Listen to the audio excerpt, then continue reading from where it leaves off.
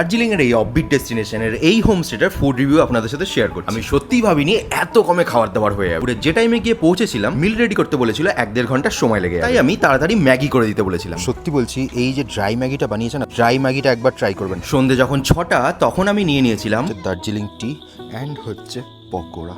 ভাই অরিজিনাল দার্জিলিংটা আর এই যে পেঁয়াজিটা দিয়েছে খুব একটা খারাপ লাগছে না। এই হোমস্টেতে সারাদিনের খাবারে আমি চিকেন কেন নিইনি সেটা শুনে নিই। এখানে চিকেন অ্যান্ড পর্ক তো চলে, চিকেনের পাশাপাশি বিফ অ্যান্ড পর্ক আমি কোনোটাই খাই না। ডিনারে কি কি আছে একবার বলে দিই। এখানে হচ্ছে স্যালাড, দেখতে পাচ্ছেন, পাঁপড়, ডাল, ডিমের কারি, এখানে একটা ওই যে ঢেঁড়স ভাজা। হোমস্টেটা দারুণ লাগছে কিন্তু রাতের বেলা। তবে সারপ্রাইজ হয়েছিলাম সকালবেলা চা সার্ভ দেখে। এখানে যে কেটলিটা দেখছেন, এটা হচ্ছে বোরোসিলিকেট কাঁচের একটা বিশেষ প্রজাতি পাওয়া যায়, সেই প্রজাতি দিয়ে তৈরি। তার ডিরেক্ট গ্যাসের হিটের উপর বসানো যায়। এই হোমস্টেতে দিয়েছে হচ্ছে ব্রেকফাস্টের লুচি আর একটা তরকারি। বিলটা টোটাল দেখছেন সেটা তো কিন্তু দুজনের। আপনারা পজ করে দেখে নিন, এতবার চা কফি নেওয়ার পরও এত কম বিল আসবে সত্যি ভাবিনি। যেখানে এই জায়গার অন্যান্য হোমস্টে গুলো 2800 টাকা বা 3500 টাকা চার্জ করছে। এই হোমস্টের নাম আর রুম টুটা যদি দেখতে চান সেই ভিডিওটার লিঙ্ক আমি ডেসক্রিপশনে দিয়ে রাখলাম।